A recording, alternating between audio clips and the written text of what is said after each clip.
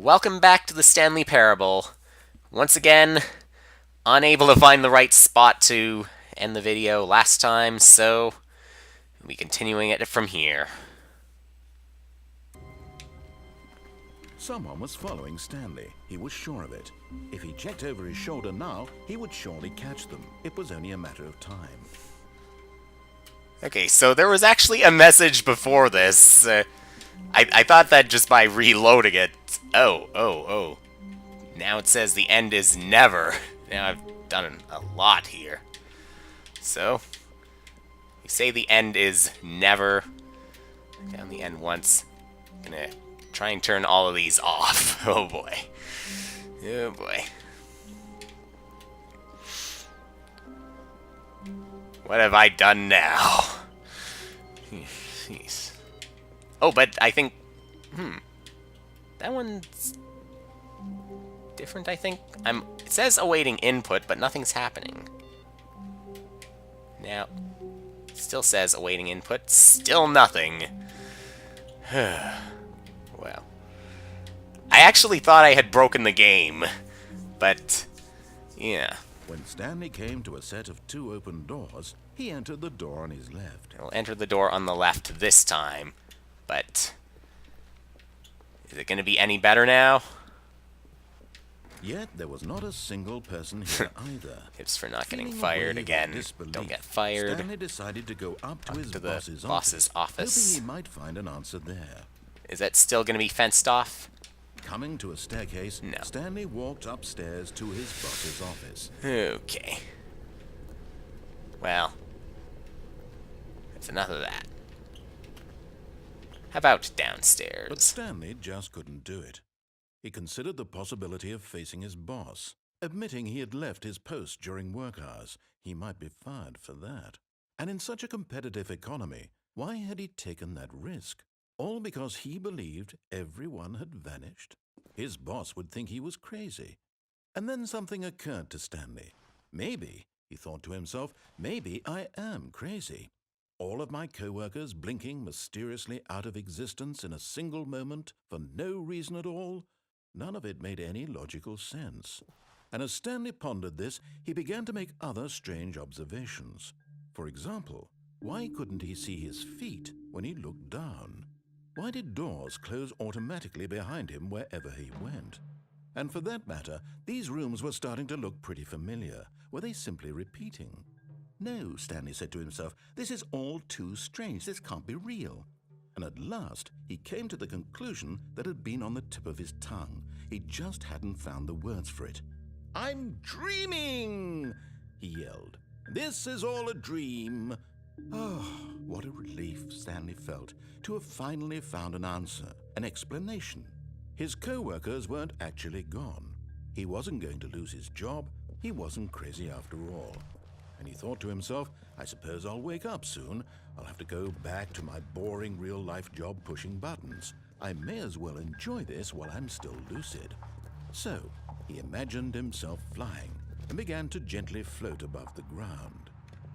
Then he imagined himself soaring through space on a magical starfield, and it too appeared. It was so much fun, and Stanley marveled that he had still not woken up.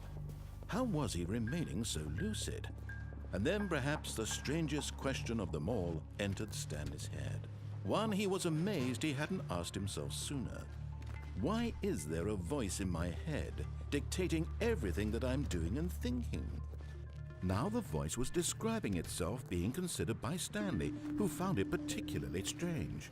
I'm dreaming about a voice describing me, thinking about how it's describing my thoughts, he thought. And while he thought it all very odd and wondered if this voice spoke to all people in their dreams, the truth was that, of course, this was not a dream. How could it be? Was Stanley simply deceiving himself, believing that if he's asleep, he doesn't have to take responsibility for himself? Stanley is as awake right now as he's ever been in his life. Now, hearing the voice speak these words was quite a shock to Stanley. After all, he knew for certain, beyond a doubt, that this was in fact a dream. Did the voice not see him float and make the magical stars just a moment ago? How else would the voice explain all that? This voice was a part of himself too. Surely, if he could just... He would prove it. He would prove that he was in control, that this was a dream. So he closed his eyes gently, and he invited himself to wake up. He felt the cool weight of the blanket on his skin, the press of the mattress on his back, the fresh air of a world outside this one. Let me wake up, he thought to himself. I'm through with this dream. I wish it to be over. Let me go back to my job. Let me continue pushing the buttons. Please, it's all I want. I want my apartment, and my wife, and my job. All I want is my life exactly the way it's always been. My life is normal. I am normal. Everything will be fine. I am okay. I am not so sure about that. I don't think he's okay. Stanley began screaming. Please, someone, wake me up. My name is Stanley. I have a boss. I have an office. I am real. Please, just someone tell me I am real. I must be real. I must be. Can anyone hear my voice? Who am I? Who am I? And everything went black.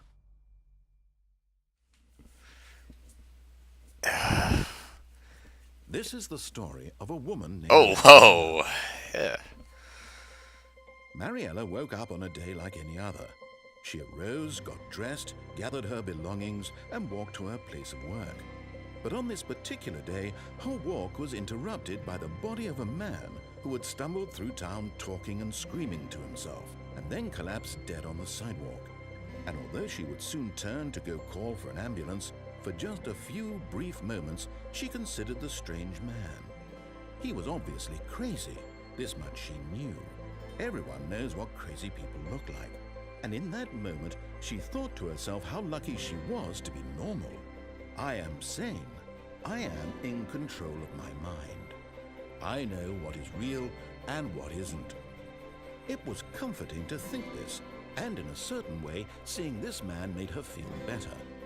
But then she remembered the meeting she had scheduled for that day, the very important people whose impressions of her would affect her career, and by extension, the rest of her life. She had no time for this, so it was only a moment that she stood there, staring down at the body. And then she turned and ran. I don't see her running. Well, guess can't do anything more there. What now? All of his co-workers were gone. This is all really weird here. Now I'm hearing a phone. So, can we answer the phone? I guess not. So, didn't hear anything about all the co-workers being gone. This is all... Maybe answer someone else's phone. Or look at this. Or even this. Hi, Stanley. Just wanted to leave you a message to let you know there's a few things I need you to pick up on your way home from work today. We need milk, cereal, dish soap, spaghetti, get a thing of sugar, some bread, and coffee beans, whichever ones you like. I'll give you a call if there's anything I forgot. Thanks, sweetie. See you tonight. This is the workplace. Obviously, should not be getting a call like that, especially if that's not an office. But I guess there are no other phones, so we continue on. This is all weird. 2845. And I was thinking about another achievement, as I was saying, where I got interrupted by Night Shark 115. Stanley just sat around twiddling his thumbs. Trying to input anything on the device was useless, Yeah, right. since he could never possibly know that the combination was Nothing. 2845. 8. Stanley simply began entering random codes into the keypad, knowing full well 2845. Yep. We got that achievement from that one. Anything else? Try one more time. Just how about a different number? But it turns out that the panel's emergency override kicked in. Okay. And the door just opened. Still got the all emergency by itself. override. And Stanley got the hell along with the storm. Well, whoop-de-doo. Well, there's just one more thing I guess we have to check. And that would be down that one escape. So, see you next time.